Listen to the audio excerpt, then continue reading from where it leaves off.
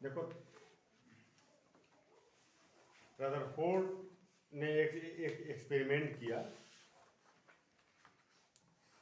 और उस एक्सपेरिमेंट के लिए रदरफोर्ड को नोबेल प्राइज भी दिया गया।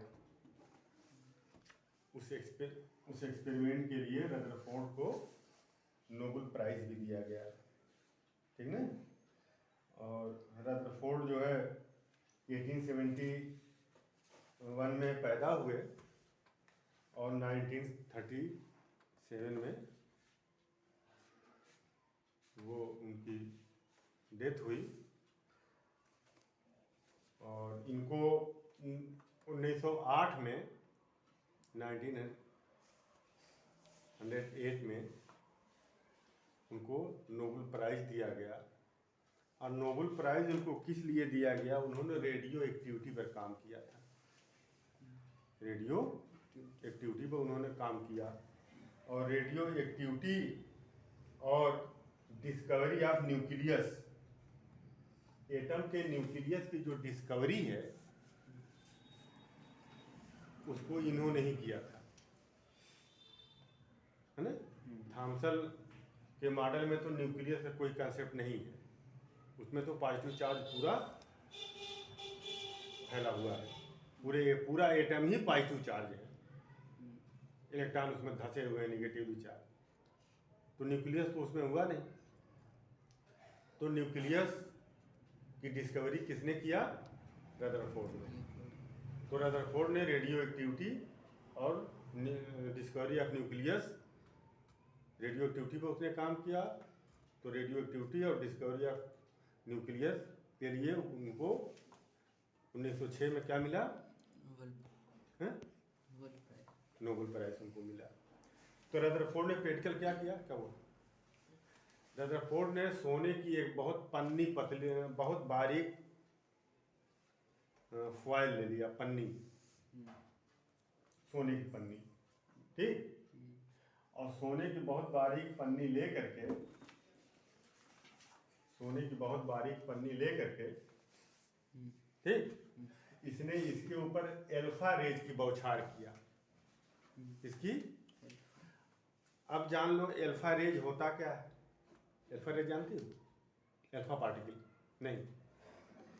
देखो, हीलियम का एटॉमिक नंबर कितना होता है? एटॉमिक नंबर हीलियम का 2 होता है, ठीक। और मास नंबर कितना होता है? 4 होता है।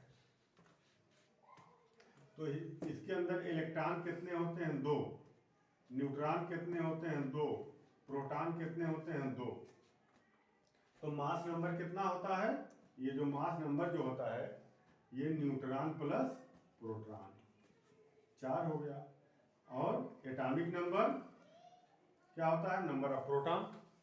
तो नंबर ऑफ प्रोटॉन 2 है, ये एटॉमिक नंबर होता है। और इलेक्ट्रॉन 2 हैं, ठीक। अब ये हीलियम है, हीलियम के बाहरी ऑर्बिट में कितने इलेक्ट्रॉन होंगे? 2 इलेक्ट्रॉन।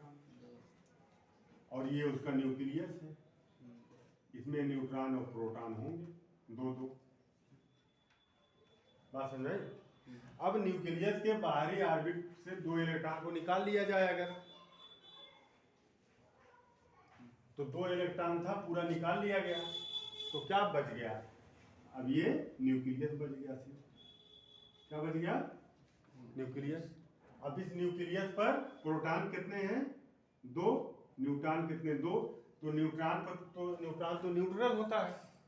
प्रोटॉन पर 2 पॉजिटिव चार्ज, प्रोटॉन पर पॉजिटिव चार्ज होता है, 2 प्रोटॉन है। तो ये पूरा क्या बच गया? इलेक्ट्रॉन को निकाल देने के बाद ये पूरा क्या बच गया? पॉजिटिव बच गया। ये पूरा पॉजिटिव हो गया, ये पूरा पॉजिटिव हो गया, ठीक है। तो यही क्या है? यही न्यूक्लियस का, हीलियम का न्यूक्लियस है। और हीलियम के न्यूक्लियस ही को क्या कहते हैं? Alpha particle. क्या कहते हैं? एल्फा पार्टिकल, ठीक ना। तो एल्फा पार्टिकल क्या होता है? हीलियम का न्यूक्लियस। एल्फा पार्टिकल क्या होता है? हीलियम का न्यूक्लियस। हीलियम के न्यूक्लियस को एल्फा पार्टिकल कहते हैं। और न्यूक्लियस चूंकि पॉजिटिव चार्ज होता है इसलिए एल्फा पार्टिकल पॉजिटिवली चार्ज है। इतनी बात समझ में आ गई? तो अब ये जो फॉयल गोल्ड की लिया, इस गोल्ड की फॉयल के ऊपर अल्फा रेज की बौछार किया, बम्बारिंग किया अल्फा पार्टिकल की, ठीक। तो उसने ये देखा कि कुछ अल्फा पार्टिकल तो सीधे निकल गए पार होकर के,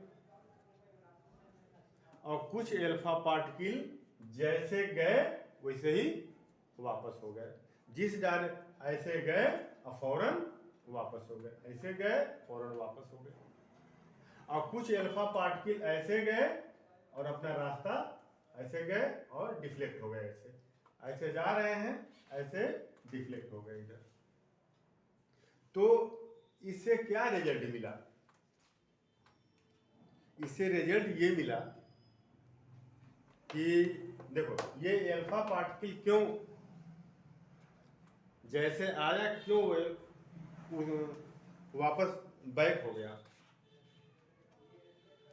इसका क्या वजह हो सकती है? इसकी वजह ये है, जैसे मान लो एक तुम स्प्रिंग ले लो, ले लिए स्प्रिंग है, और इस पर तुम इसको जो है, ये कोई मान लो 1 किलो 2 किलो का ये वेट है, इसको तुम स्प्रिंग पर फेंको इस तरह से, ठीक।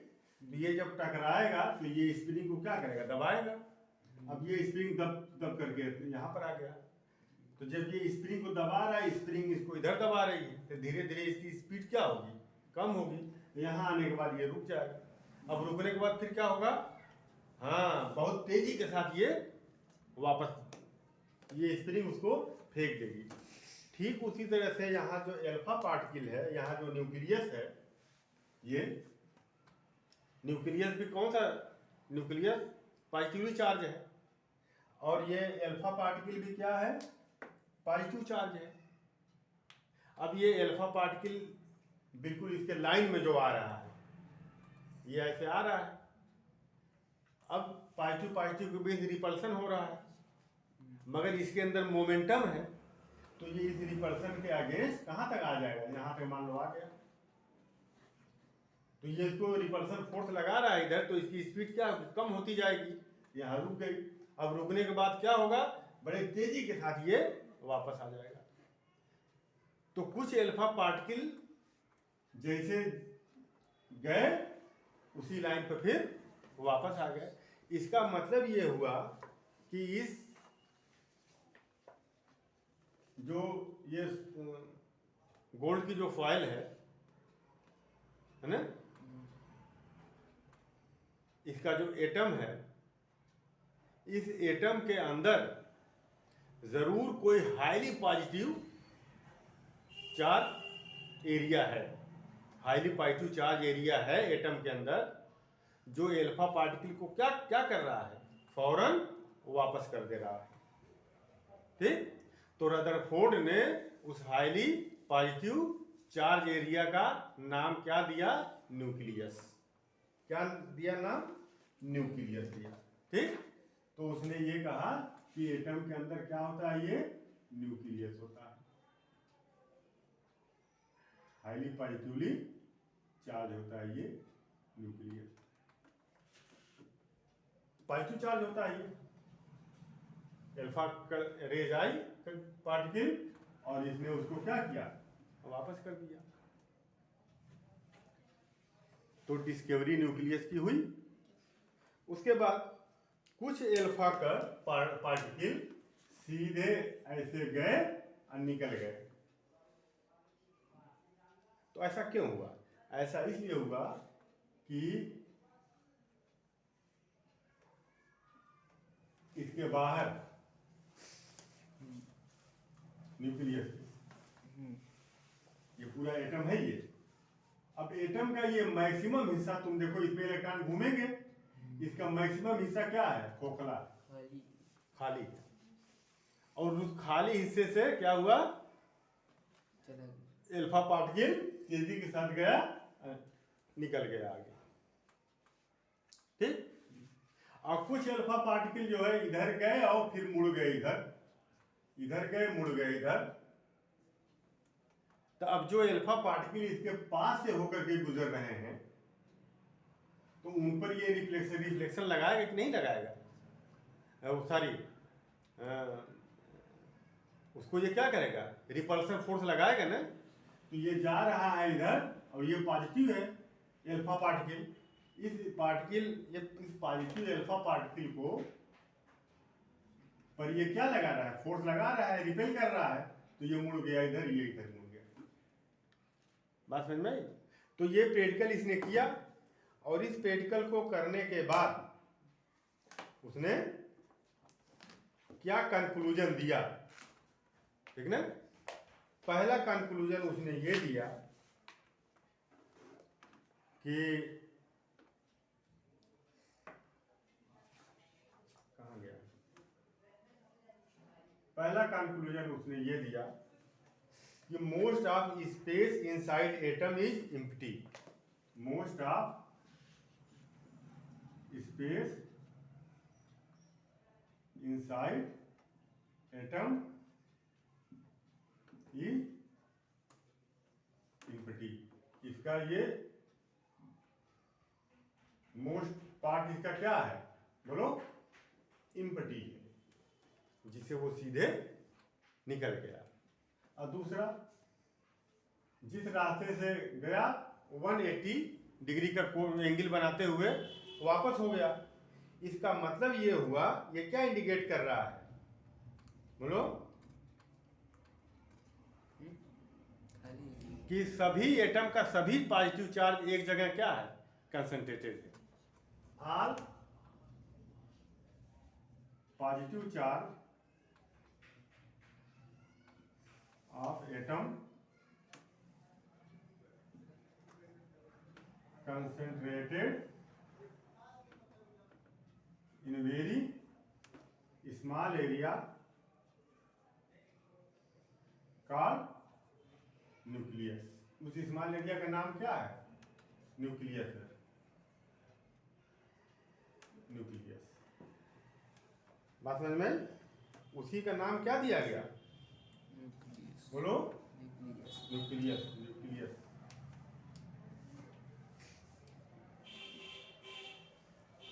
न्यूक्लियस। और न्यूक्लियस पॉजिटिवली चार्ज होगा। वो जो पॉजिटिवली चार्ज एरिया है, बहुत पॉजिटिवली चार्ज एरिया, वो बहुत न्यूक्लियस का जो पूरा एटम का जो पूरा पॉजिटिव चार्ज है, वो बहुत कम एरिया में कंसंट्रेटेड है। उस एरिया को क्या कहेंगे? न्यूक्लियस। बात समझ में उसको? और ठीक ना? और इलेक्ट्रॉन जो, तो ये तो इससे रिजल्ट मिला, ठीक। अब इम्पटी कुछ क्या हो गए? डिफ्लेक्ट हो गए। कुछ क्या हो गए? डिफ्लेक्ट हो गए। कुछ डिफ्लेक्ट हो गए। तो जो डिफ्लेक्ट हो गए, तो ये क्या इंडिकेट कर रहा है? बोलो, क्या इंडिकेट कर रहा है? कुछ डिफ्लेक्ट हुए हैं। कितना डिफ्लेक्ट हुए हैं? कुछ डिफ्लेक्ट हुए हैं, ठीक है। अच्छा, रिबाउंड कितने हुए हैं? बोलो, rebound 12,000, near about 12,000 alpha particle अगर गए, 12,000 एल्फा पार्टिकल अगर गए, तो 12,000 में सिर्फ एक एल्फा पार्टिकल रिबाउंड हो गया, वापस हो गया। अब बाकी सब या तो पार हो गए या तो डिफ्लेक्ट हो गए, या तो पार हो गए या डिफ्लेक्ट हो गए। बात समझ में आई?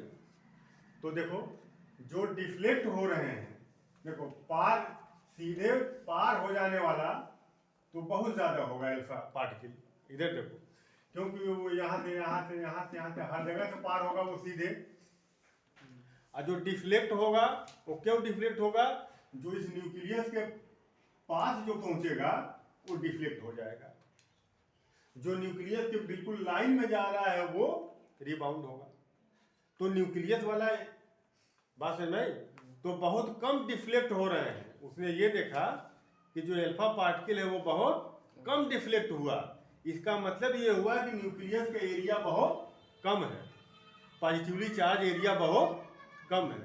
वो जो पॉजिटिव चार्ज है वही ना उसको रिफ्लेक्ट कर रहा है, डिफ्लेक्ट कर रहा है। तो बहुत थोड़े से अल्फा पार्टिकल के डिफ्लेक्ट होने का मतलब ये है कि जो पॉजिटिव चार्ज है, पॉजिटिवली चार्ज एरिया बहुत कम है। बात समझ में? तो क्या इससे रिजल्ट निकला? Positive charge of atom occupied very little space, है ना? Positive charge space occupied very little space, very little space, ठीक ना?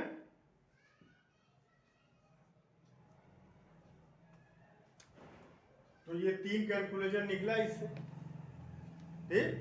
तो अब रदरफोर्ड ने क्या तो ठीक ना, तो इसी से रदरफोर्ड ने अपना एक एटॉमिक मॉडल दिया, अपना एक एटॉमिक मॉडल दिया। तो अब उसका एटॉमिक मॉडल क्या है कि there is positively charge centre in atom called nucleus, ठीक ना? अब इसका मॉडल देखो, रदरफोर्ड मॉडल। अब रदरफोर्ड मॉडल क्या था?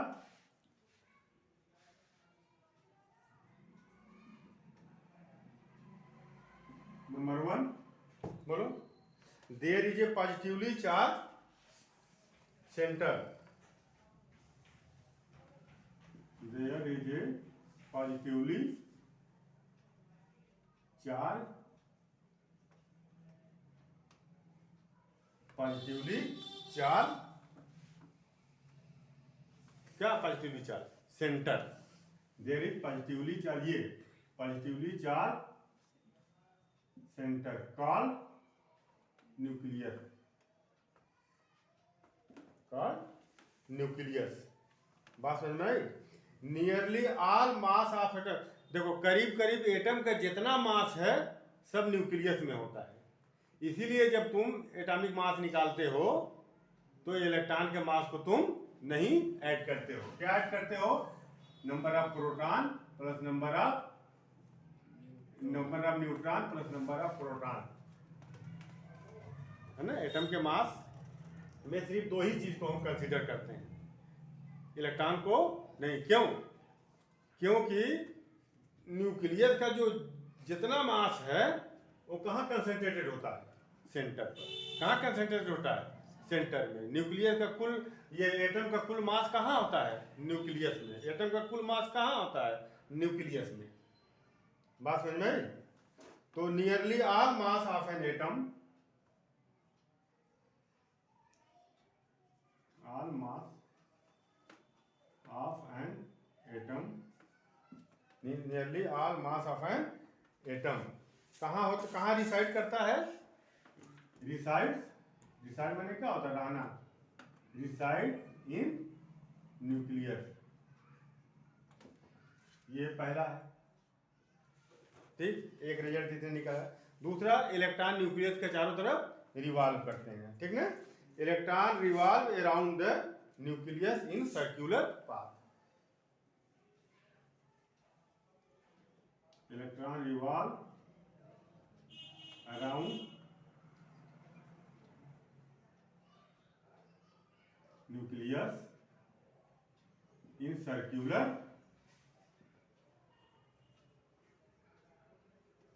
Path, in circular path. और तीसरा देखो, तीसरा क्या दिया इसने?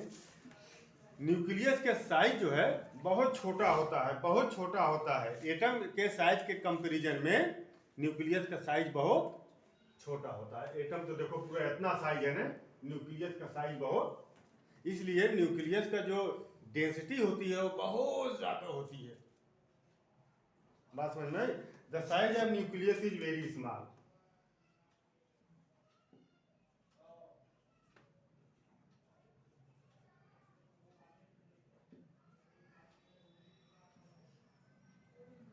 Very small. किसके मुकाबले में? as compared to atom, as compared to size of nucleus is very small as compared to the size of atom. Atom के साइज के मुकाबले में, तुलना में, कंपेयर में न्यूक्लियस की जो साइज है वो बहुत छोटे होता है। बात समझ में? तो ये तो रहा, इनके कुछ ड्रॉबैक्स भी थे। इनके कुछ ड्रॉबैक्स माने कमियां, ड्रॉबैक्स माने कमी। बोलो जी, सबके अंदर कमी रहती है कि नहीं? कोई मुकम्मल है? हाँ, ड्रॉबैक्स, ड्रॉबैक्स माने क्या होता है? कमी। आप रदर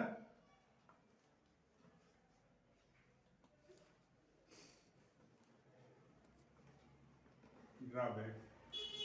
अब देखो, इसकी जो मेन जो ड्रॉबैक था वो ये कि देखो, ये कह रहे हैं कि ये जो पॉजिटिव चार्ज एटम है, ये पॉजिटिव चार्ज न्यूक्लियस है, ठीक?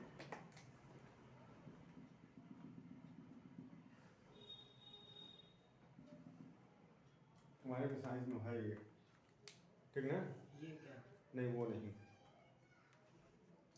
ठीक। इस पॉजिटिव चार्ज न्यूक्लियस के अराउंड इलेक्ट्रॉन क्या कर रहे हैं? घूम रहे हैं।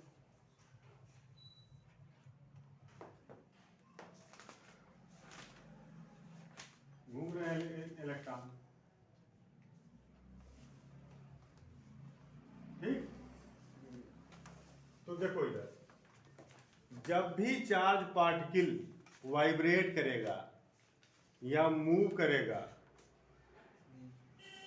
तो वो इलेक्ट्रोमैग्नेटिक, तो वो रेडिएशन करेगा। इलेक्ट्रोमैग्नेटिक वेव निकालेगा, मीन्स रेडिएशन करेगा। वो क्या करेगा? रेडिएशन।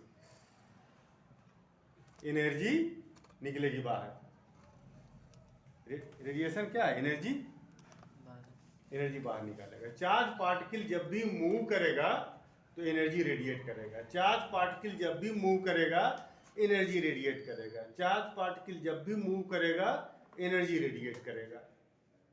तो इलेक्ट्रॉन जब मूव कर रहा है तो ये एनर्जी रेडिएट करेगा, निकालेगा। जब एनर्जी रेडिएट करेगा तो इसकी एनर्जी कम होगी। जब इसकी एनर्जी कम होगी तो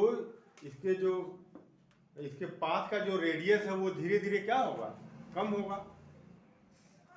बोलो। तो अभी इसका रेडियस ये है, ठीक ना? अब जब ये एनर्जी रेडिएट कर रहा है इलेक्ट्रॉन, तो एनर्जी अब इसकी बाहर निकल रही है तो इसके बाद एनर्जी कम होती जाएगी ना। तो जैसे जैसे एनर्जी कम होती जाएगी वैसे वैसे क्या होगा? इसका रेडियस कम होता जाएगा। कम होते होते होते कहाँ चला जाएगा? इलेक्ट्रॉन न्यूक्लियस में जाके क्या हो गया? गिर गया। अब जब इलेक्ट्रॉन न्यूक्लियस में जाके गिर गया तो इलेक्ट्रॉन खत्म हो गया, ठीक ना?